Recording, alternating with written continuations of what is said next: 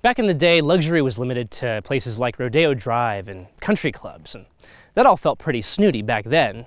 But now with cars like the 2017 Bentley Bentayga, you can take your luxury wherever you want to go.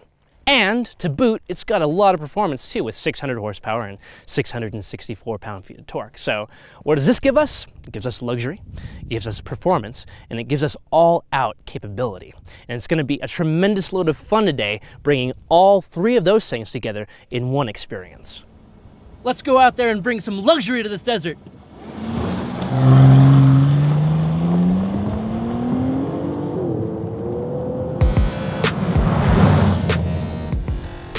Now, for all of history, the desert has been a beautiful place to enjoy your life. On a vacation, whether you live here, we are surrounded by some wonderful scenery.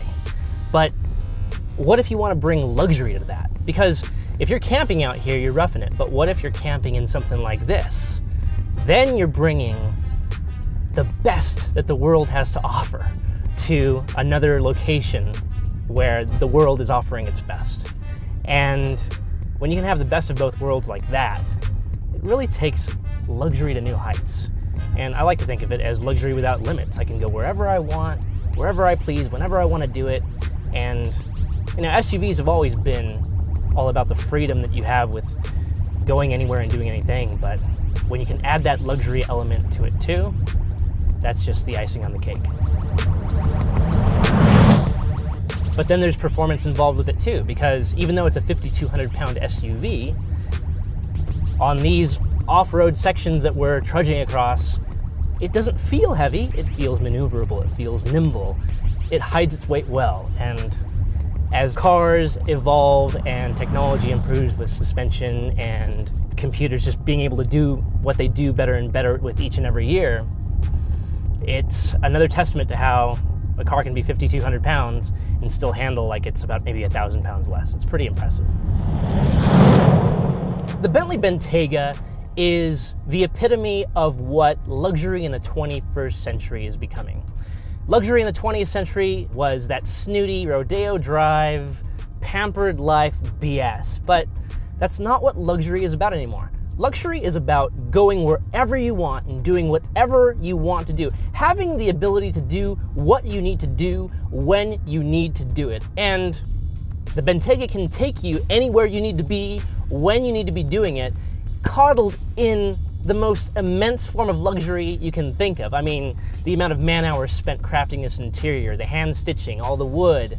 You know, we've heard how much labor goes into all the materials inside this interior. But then, if we want, we can treat it like a Ford truck. We can go out off-road and you can just take it to new heights. You're taking luxury to where it hasn't been before.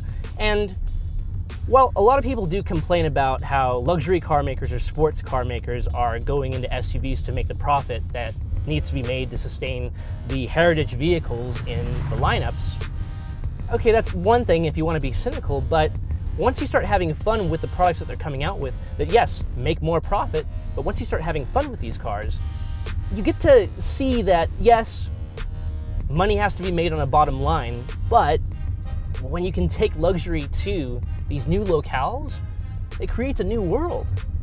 I mean, usually, you're out here with a Tacoma, you're out here with your dirt bikes or your motorhome, and that's great, that's fun. But taking something like this out to the desert just changes the entire atmosphere. And as we pass by this Tacoma here, people with their dirt bikes are out and about, or people in their motorhomes are looking at us like we're crazy because nobody's really doing this yet. But I think this is going to be more of a trend in the future. I think people are going to be less and less afraid of taking their ultra expensive, in this case, $278,370 luxury cars to the desert. But it's daring, it's going anywhere and doing anything and just being free. It's a new kind of freedom. It's something that more people should do. And again, if you think that Bentley doesn't have any off-road heritage, well, yeah, they don't. They have racing heritage, they have luxury heritage, but this feels well developed. This feels like something that can hold its own on-road and off and go anywhere and do anything. And with the amount of luxury it gives you on-road, yeah, you expect that. But then you bring it off-road and it's still quiet and it's still smooth, but it's still capable with the all-wheel drive system clawing its way through whatever you need to claw it through. Having the ability to do what you need to do when you need to do it, this is it right here in the Bentayga. So now I'm selecting the desert hills off-road setting here, and we're taking it a little bit slower because these are more technical off-road sections. But while I'm doing this heavier off-road style driving, I am getting a massage right now.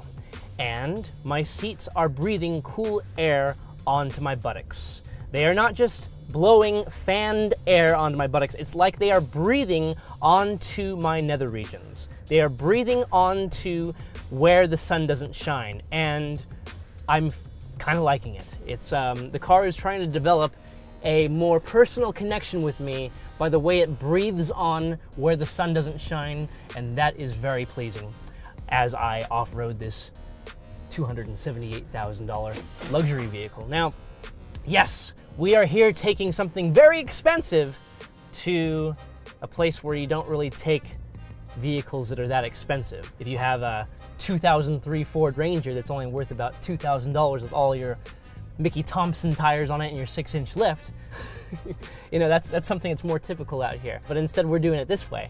But that speaks to a sense of adventure that you can't really get anywhere else. It's a thrill to take something this expensive off-road, and that's why I'm suggesting that anybody who owns one of these, do it, because it is awesome. The statistic with people who own expensive Range Rovers and other expensive SUVs is that, you know, fewer than 5% of the owners ever take the vehicles off-road. And that's a shame, because taking something so expensive to an area like this is like a middle finger to society. Like, I do what the hell I want. I paid all this money for this vehicle, I'm gonna take it wherever I want because it was designed to go wherever I want it to. So bless Bentley for that. This is a Bentley that's not afraid to get dirty.